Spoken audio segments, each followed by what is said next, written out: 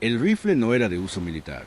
No tenía número de serie estampado por un arsenal, ni marca de inspección gubernamental, ni conexión con ningún depósito de intendencia en el teatro europeo.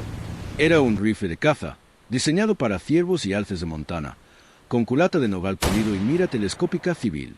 Y en el silencio gélido de un bosque belga el 18 de enero de 1945, era lo único que se interponía entre 200 soldados alemanes que avanzaban y un hospital de campaña lleno de hombres demasiado heridos para huir. Se llamaba Cabo Lillebrand. Tenía 22 años. Tenía 37 cartuchos. Y los alemanes no tenían ni idea de que estaba allí. El invierno de 1945 en las Ardenas fue uno de los más fríos registrados.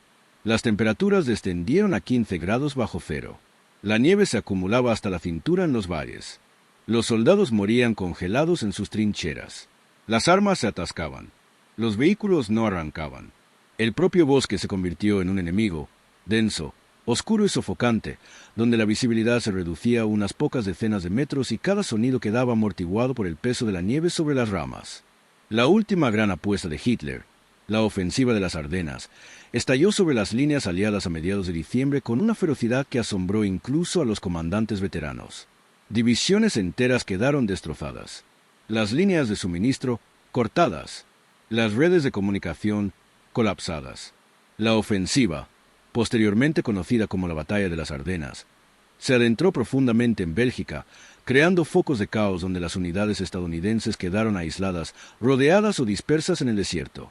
Para enero, el avance alemán se había estancado, pero unidades enemigas dispersas aún rondaban por los bosques, buscando puntos débiles, buscando objetivos e intentando conectar con elementos de la Wehrmacht en retirada. Lillebrand se vio arrastrado por el caos como miles de otros. Su unidad, una compañía de fusileros adscrita a la 99ª División de Infantería, mantenía una posición defensiva cerca del río O cuando comenzó la ofensiva. La primera oleada de artillería alemana fue tan repentina y abrumadora que los hombres apenas tuvieron tiempo de coger sus fusiles antes de que los proyectiles comenzaran a caer. Los árboles estallaron en astillas. Las trincheras se derrumbaron. Los gritos comenzaron y no cesaron. El pelotón de Lille recibió la orden de retirarse a través del bosque, pero en la confusión del humo, el ruido y el terror, el pelotón se dispersó. Los hombres corrieron en diferentes direcciones. Los oficiales murieron. Los operadores de radio perdieron su equipo. En menos de una hora, Lille estaba solo. Pasó los 3 días siguientes avanzando hacia el oeste a través de territorio enemigo, buscando comida en posiciones abandonadas, evitando las patrullas alemanas e intentando encontrar líneas aliadas. Durmió en ventisqueros. Bebió de arroyos congelados. Su rifle M1 Garand se había atascado el segundo día, lleno de hielo y barro, y desde entonces lo había llevado como un peso inútil. Al tercer día, tropezando por un barranco obstruido por árboles derribados, encontró los restos de un camión de suministros estadounidense medio enterrado en un banco de nieve. El camión había sido alcanzado por artillería, un ataque aéreo. La cabina estaba completamente quemada. La lona que cubría la caja se había quemado. Pero dentro, protegido por una caja metálica de municiones que de alguna manera había sobrevivido intacta, Lille encontró una caja de madera para envíos con etiquetas civiles. Dentro había un rifle de cerrojo Remington modelo 30, un modelo deportivo, calibrado para el calibre 30-06 Springfield, con una mira telescópica Lyman montada en el cajón de mecanismos. Junto a él había una caja de munición de caza, cartuchos de punta blanda diseñados para abatir con precisión presas grandes. No había marcas que indicaran por qué estaba allí el rifle. No había órdenes de envío. No había nombre. Podría haber sido un arma personal enviada a un oficial. Podría haber sido confiscada en una granja belga. Daba igual. Lille sacó el rifle de la caja. La madera estaba lisa y aceitada. El metal estaba frío pero limpio. La mira telescópica estaba intacta. Accionó el cerrojo. Funcionaba como la seda, suave y preciso, sin la aspereza militar de un fusil de infantería de producción en serie. Cargó 5 balas en el cargador interno, cerró el cerrojo y se colgó el rifle al hombro. Su Garand se perdió en la nieve. Tomó el resto de la munición, 42 balas en total, y siguió adelante. Para la mañana del 18 de enero, Lille se dirigió a una cresta con vistas a un estrecho camino de tierra que atravesaba un valle entre 2 colinas boscosas. Conocía el camino. Lo había visto en mapas durante las reuniones informativas previas al despliegue. Era una ruta de suministro secundaria utilizada por los ingenieros estadounidenses para trasladar equipo y heridos hacia la retaguardia. Más importante aún, conducía directamente a un hospital de campaña cerca del pueblo de Onsfeld, un conjunto de tiendas de campaña y estructuras de madera instaladas en un claro a menos de 3 kilómetros valle abajo. El hospital seguía funcionando. Lily había pasado lo suficientemente cerca la noche anterior como para oír el zumbido de los generadores y ver el resplandor de las lámparas de aceite a través de la lona. Había médicos allí, doctores, enfermeras, hombres heridos en camillas que no podían ser trasladados rápidamente. Y esa mañana, justo después del amanecer, Lily vio a los alemanes. Llegaron en formación de columna, moviéndose con la disciplinada confianza de la infantería veterana. Calculó que más de 200 hombres se habían desplegado en intervalos tácticos a lo largo del camino. 2 semiorugas SDKFZ 251 lideraban el avance, con sus cascos blindados pintados con camuflaje invernal y sus torretas escrutando la línea de árboles. Tras ellos venía un tanque medio Panzer IV, con su largo cañón de 75 milímetros desplazándose lentamente de un lado a otro. Exploradores en motocicletas se alineaban al frente, con los motores chisporroteando en el frío. Los oficiales caminaban entre las filas, gritando órdenes, manteniendo la formación compacta. Se movían como hombres que creían que el camino estaba despejado, como hombres que no tenían motivos para esperar resistencia. Lille estaba a 700 metros cuesta arriba, oculto tras un abeto caído y una cresta de tierra nevada. Había subido la cresta en la oscuridad previa al amanecer, cavando un hoyo poco profundo en el suelo helado con su navaja de trinchera y cubriéndose con un trozo de red de camuflaje rasgada que había rescatado del camión destrozado. La posición le permitía ver claramente a lo largo del camino. El viento soplaba de oeste a este, directamente en su cara, alejando el sonido de los alemanes. La temperatura rondaba los 0 grados. Respiraba en bocanadas cortas y controladas que se obligaba a bajar por el cuello para evitar el vapor visible. Llevaba las manos envueltas en guantes de lana y el dedo índice derecho amputado. Tenía la cara entumecida. Hacía 1 hora que no sentía los pies. Observó la columna a través de la mira telescópica Lyman. La óptica era nítida y brillante, muy superior a la de las miras de hierro de su Garand. Podía ver los rostros de cada uno. Podía leer las insignias de rango. Podía contar las bolsas de munición e identificar los tipos de armas. Los alemanes estaban relajados. Algunos fumaban. Unos pocos hablaban, con la voz apagada por la distancia. No tenían ni idea de que alguien los observaba. Lille los contó 2 veces. 230 hombres, quizás más en la retaguardia de la columna. Si continuaban por ese camino sin oposición, llegarían al hospital de campaña en 18 minutos. No había posiciones defensivas entre aquí y allá. No había bloqueos. No había campos minados. No había puntos de repliegue preparados. El personal del hospital contaba con quizás 1 docena de fusiles, llevados por heridos que caminaban y empleados de retaguardia. Contra 200 alemanes con apoyo blindado, no durarían ni 5 minutos. Las órdenes de Lille, si las hubiera tenido, habrían sido retirarse, evitar el combate, encontrar líneas amigas e informar la posición enemiga.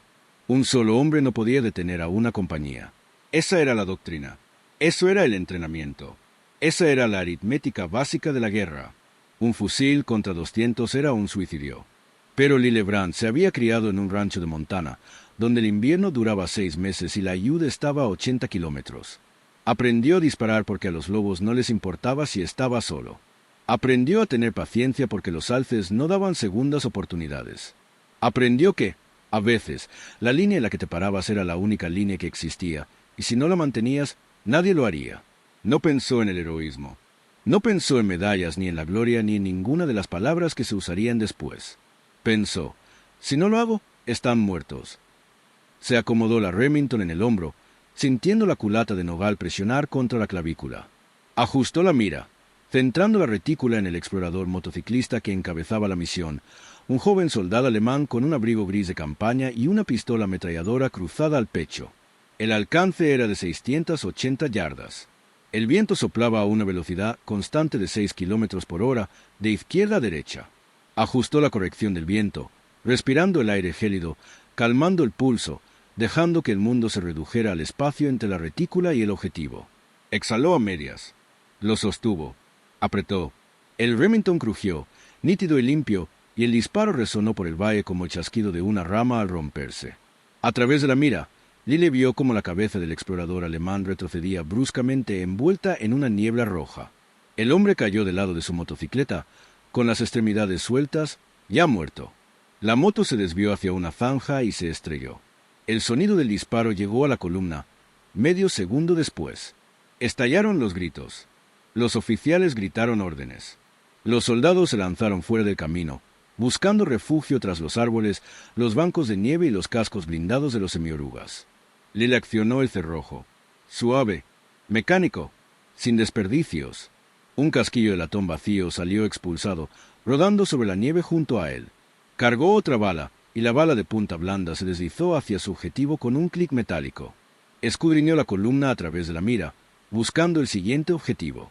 Un oficial estaba cerca del semioruga líder, gesticulando desesperadamente, intentando organizar una respuesta. Lille colocó la mira en el pecho del hombre. Apretó. El oficial cayó, desplomándose sobre la nieve sin hacer ruido. Otro grito. Más confusión. Los alemanes seguían sin poder localizarlo.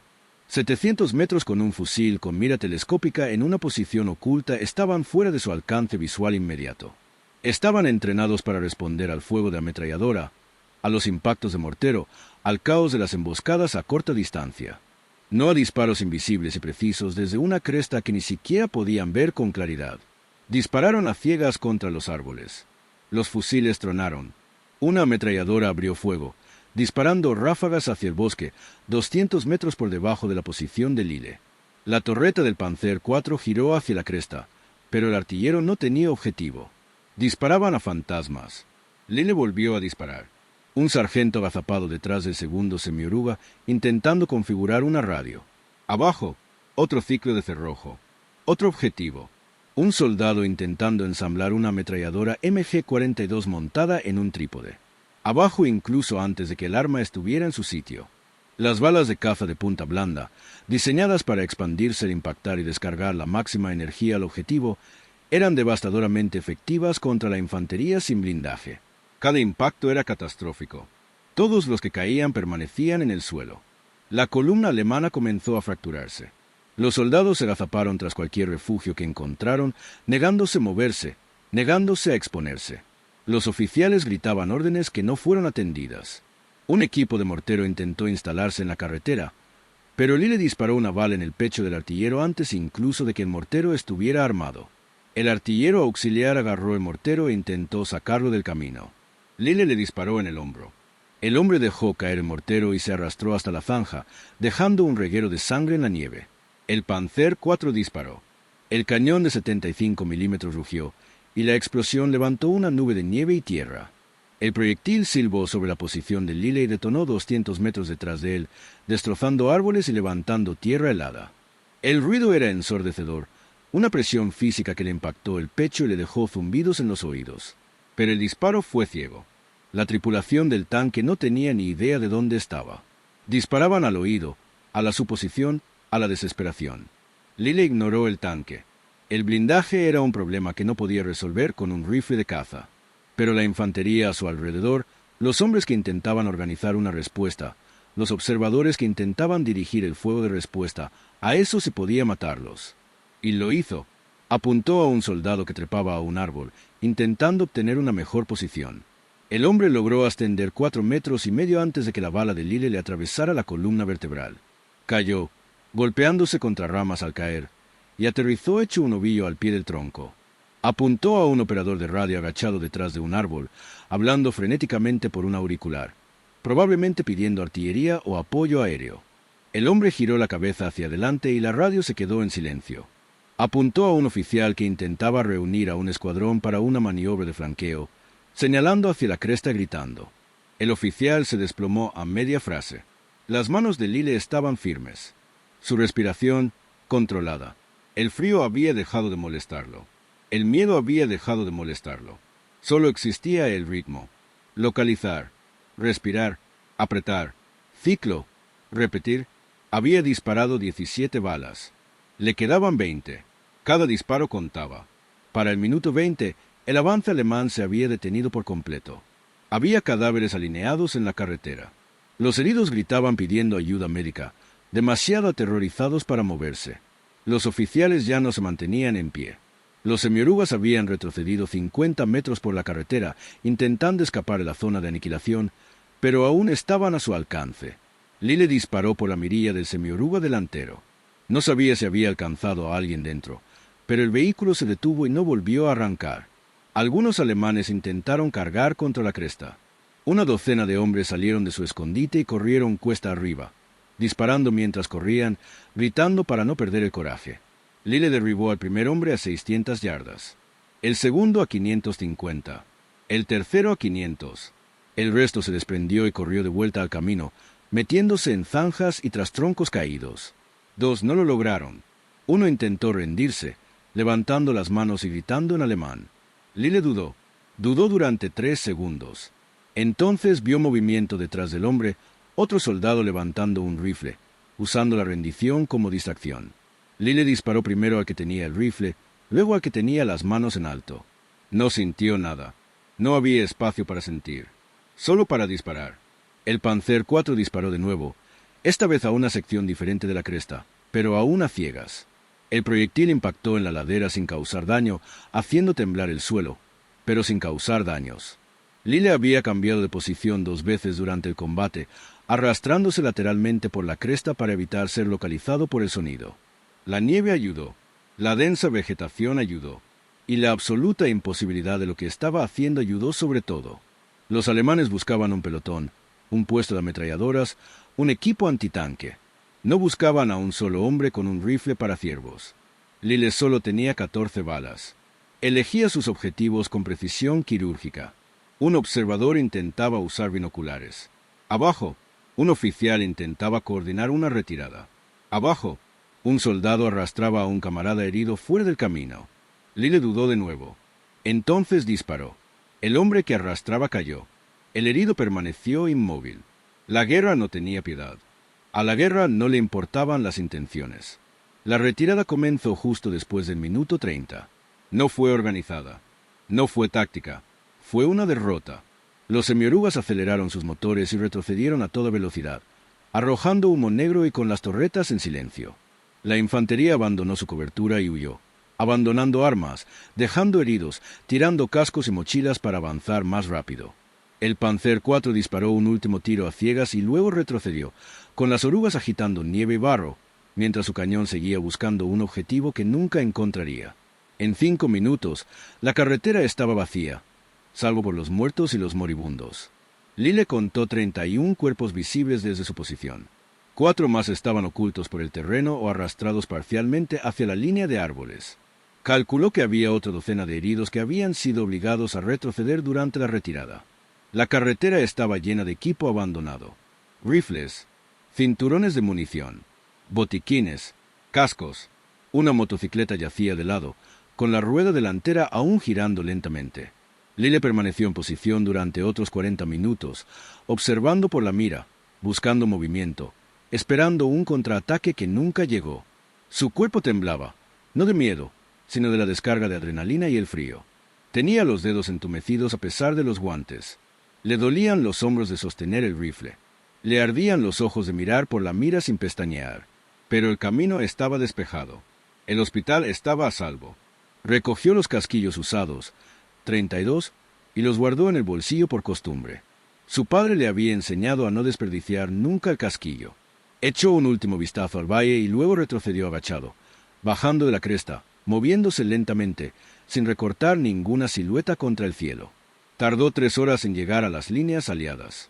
Se topó con un puesto de control estadounidense poco después del mediodía, controlado por una mezcla de ingenieros de combate e infantería de retaguardia que se habían reunido en una línea defensiva improvisada. Lo miraron como si fuera un fantasma. Estaba cubierto de nieve. Tenía la cara gris de frío. Su uniforme estaba roto. Llevaba un rifle que no reconocieron. Les contó lo que había hecho. No le creyeron. ¿Un fusilero deteniendo a una compañía? Imposible. Conmoción. Confusión. Agotamiento hablando. Pero insistió. Les dio las coordenadas. Describió la columna, los vehículos, los cuerpos. Un teniente finalmente envió una patrulla por el camino para investigar. Regresaron 2 horas después. Silenciosos, conmocionados, habían encontrado la masacre. 35 muertos confirmados. Vehículos abandonados. Manchas de sangre en la nieve que se extendían a lo largo de casi 1 kilómetro. Casquillos de bala. Pruebas de una masacre presentadas con precisión. La noticia se extendió rápidamente. En un día, el nombre de Lille Brandt ascendía en las filas. El fusilero que había mantenido una línea solo. El hombre que había detenido a una compañía con un rifle de caza. El mando no sabía qué hacer con él. Había hecho algo fuera de la doctrina, fuera del entrenamiento, fuera de la lógica normal de la guerra. Los oficiales de inteligencia lo interrogaron. Expertos en balística examinaron el Remington. Los corresponsales de guerra querían entrevistas. Lille rechazó la mayoría. No se consideraba un héroe. Se veía como un soldado que había hecho lo que debía hacer porque no había nadie más para hacerlo. Cuando lo presionaron, solo dijo, iban a matar a mucha gente que no pudo defenderse. Tenía un rifle. Lo usé. El hospital de campaña que había salvado atendió a más de 300 heridos en las semanas posteriores al combate. Médicos, enfermeras, sanitarios, ninguno conocía su nombre en aquel momento. Solo sabían que el esperado asalto alemán nunca llegó, que el camino estaba despejado, que tuvieron tiempo de evacuar a los pacientes críticos y reforzar su posición antes de la siguiente exploración alemana. Lille Brandt fue dado de baja del frente a principios de febrero, no por una condecoración, aunque finalmente le otorgaron una estrella de plata en una ceremonia a la que no asistió, no por un ascenso, sino porque Mando no tenía ni idea de qué hacer con un soldado que se había convertido en leyenda por accidente. Pasó el resto de la guerra en un campo de entrenamiento en Francia, enseñando puntería a las tropas de reemplazo. Lo odiaba. Quería volver a su unidad, al frente, pero la decisión no le correspondía.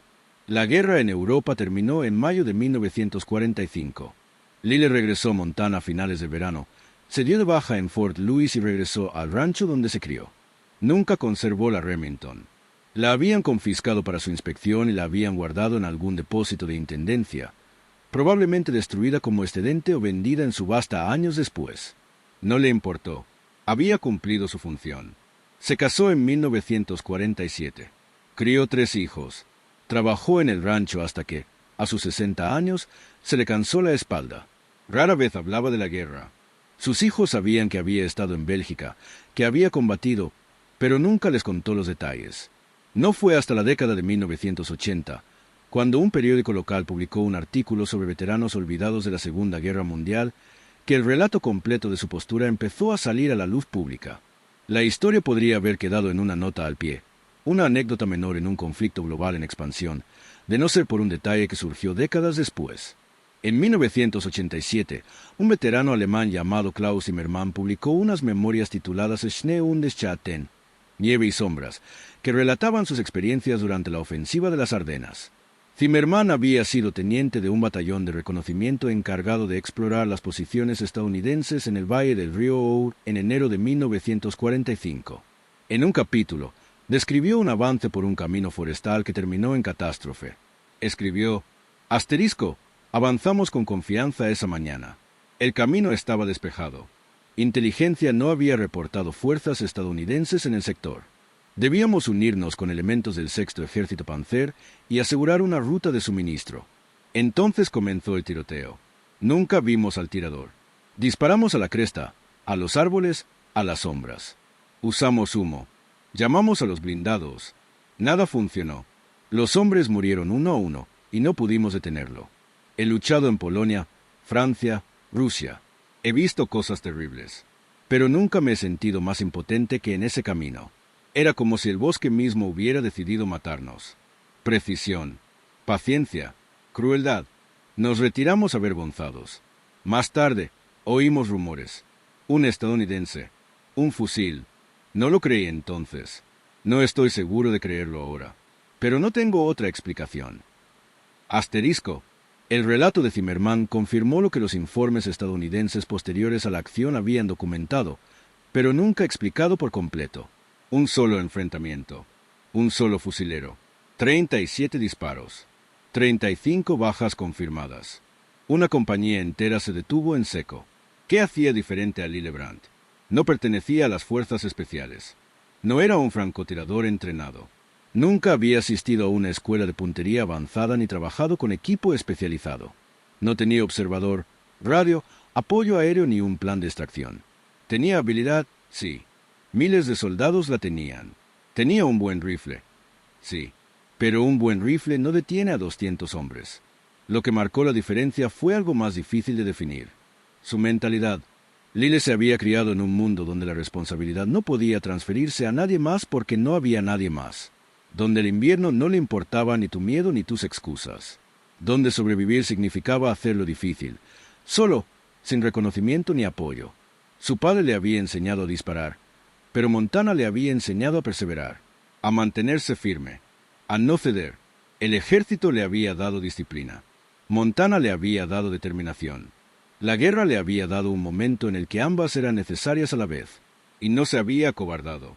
La doctrina militar moderna ha estudiado extensamente enfrentamientos como el de Lyle.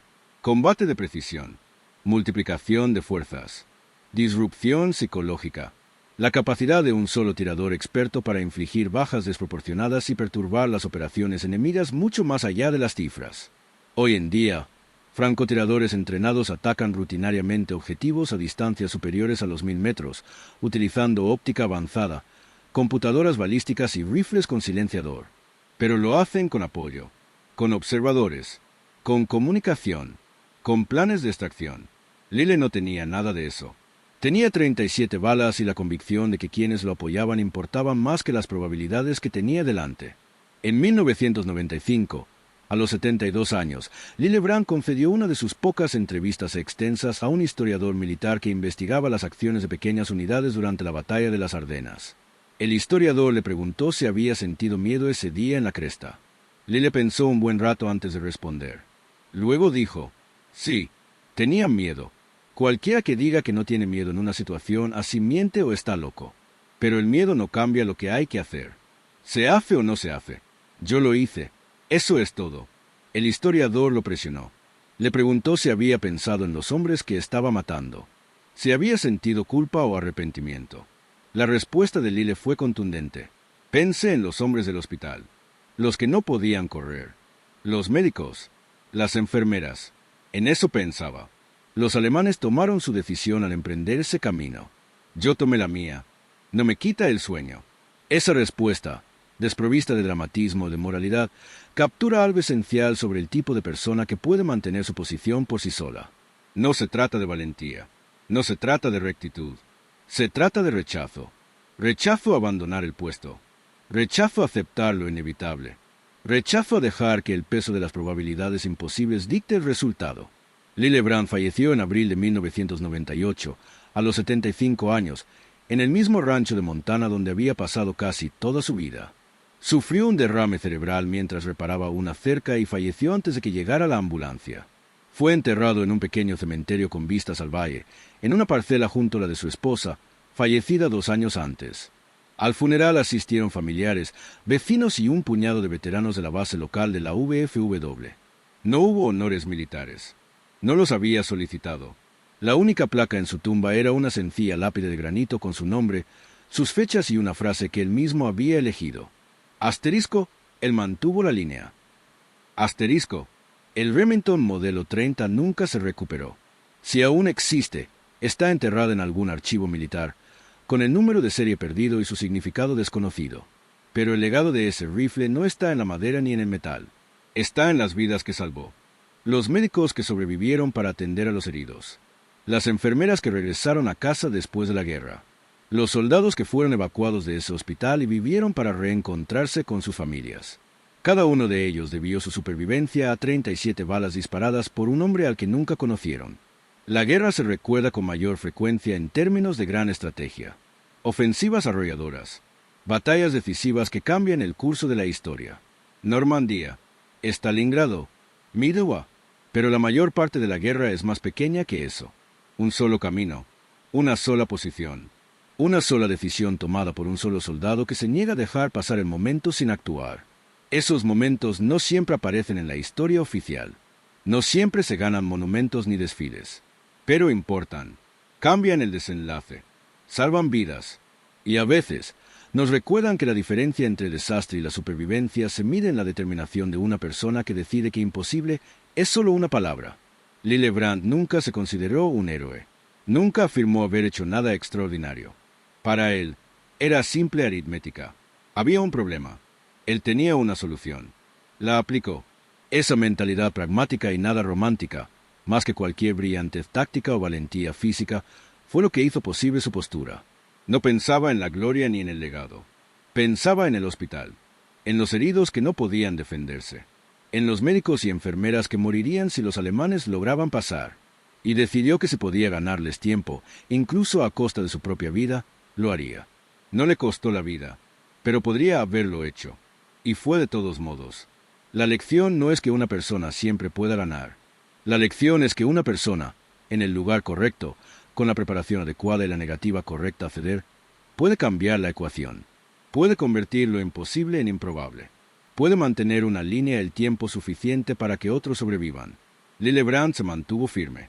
Solo, con un rifle que no debía estar allí, contra un enemigo que debería haberlo aplastado. Y ganó, no porque fuera invencible, no porque el universo le debiera la victoria, sino porque se negó a perder.